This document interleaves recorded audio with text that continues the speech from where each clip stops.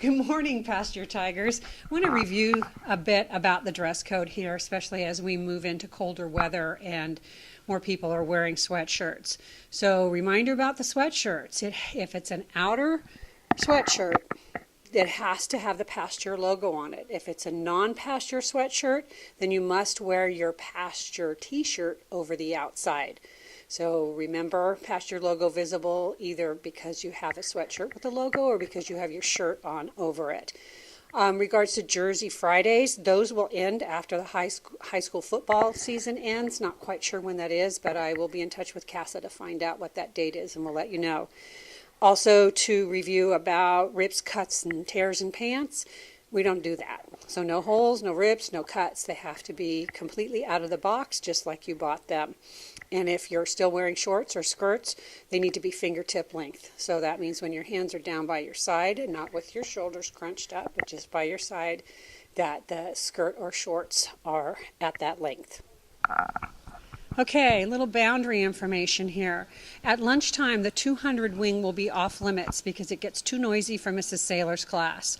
So if you're out on the blacktop and you need to come use the restroom, you'll need to come up the amphitheater there and come down around this way. We'll put the barricade up at the end of the hallway here to remind you, but you need to stay out of this hallway so that class can continue. Thank you. All right, let's look at some boundaries out here. Your responsibility is to make sure that you're visible to an adult. So you need to make sure that where you are here, you can see an adult, which means they can see you.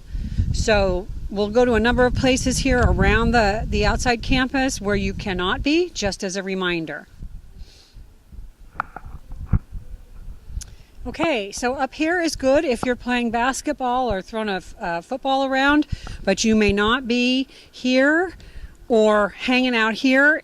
The only reason you're up here is if you're playing a sport. Okay, and obviously this is an off-limits spot. No sitting on this thing.